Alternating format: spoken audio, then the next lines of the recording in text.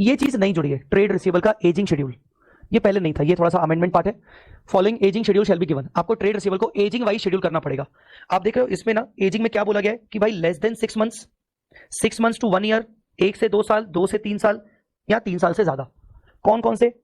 पहला है undisputed trade receivable, undisputed trade receivable considered good, कोई डिस्प्यूट नहीं चल रहा। Undisputed trade receivable which have significant risk in credit risk, significant increase in credit risk, dispute नहीं चल रहा पर हमें सुनाई दे रहा है कि सामने वाला इंसॉल्वेंसी पे आ गया है, उनके साथ कोई डिस्प्यूट नहीं है पर सामने वाले की पोजीशन खराब है, ऐसा समझ में आ रहा है। Undisputed trade receivable credit impaired, मतलब सामने वाला भाग गया, credit impaired. Significant increase in credit risk और क्रेडिट इंपेयर्ड, एग्जांपल से समझना।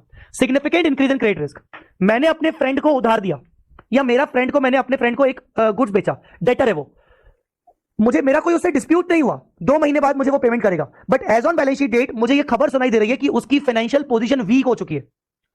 अभी वो इंसॉल्वेंट हुआ नहीं है पर उसकी फाइनेंशियल पोजीशन वीक चल रही है, उसने कुछ डिफॉल्ट्स अदर पर्सन के साथ उसने कुछ डिफॉल्ट्स किए हुए हैं, so that is called significant increase in credit risk. दूसरा एग्जांपल इसी का, मान लो मैंने उसको 2 महीने का टाइम दिया था, उसने मुझे 2 महीने पे पेमेंट नहीं किया, 2 महीने खत्म हो गए, ड्यू 2 महीने से ऊपर चला गया, तो अब मैं बोलूंगा यार रिस्क बढ़ गई भाई, पैसे वो क्यों नहीं दे रहा है, 2 महीने से ऊपर हो गया, that is called significant increase in credit risk. Credit impaired, credit impaired मतलब वो इंसॉल्वेंट हो गया या वो पैसे खाके भाग गया, now he is not picking up my call, he is not contacting me, वो मेरे कॉन्टैक्ट के बाहर निकल गया या वो इंसॉल्वेंट घोषित हो गया, that is called credit impaired. तीनों केसेस में आपका अनडिस्प्यूटेड आ रहा है।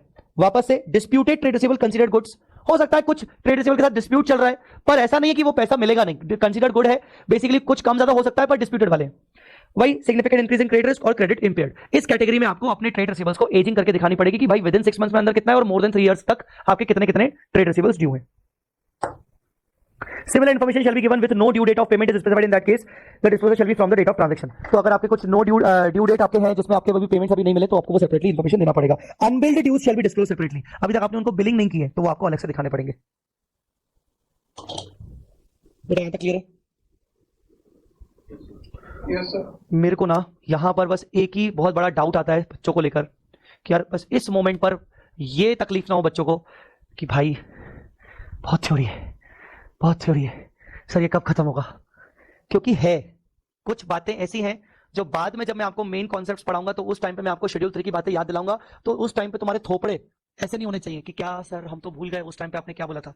सो here this is a situation where you have to understand कि बस wait and watch, just for some days wait and watch, ताकि हमारी पहले वो बोलते ना कि प्रोडक्शन, मेन प्रोडक्शन शुरू करने से पहले टेस्ट रन होता है, तो अभी टेस्ट रन चल रहा है, मेन प्रोडक्शन शुरू नहीं हुआ है। So have some faith and wait and watch, थोड़ा आराम आराम से हो जाएगा। आई कैन अंडरस्टैंड कि थोड़ा थ्योरेटिकल ज्यादा जा रहा है but I have to read each and everything because MCQs को भी हमें कंसीडर करके चलना है, तुम्हें पता है ना, एमसीक्यूज को ध्यान रखना पड़ेगा।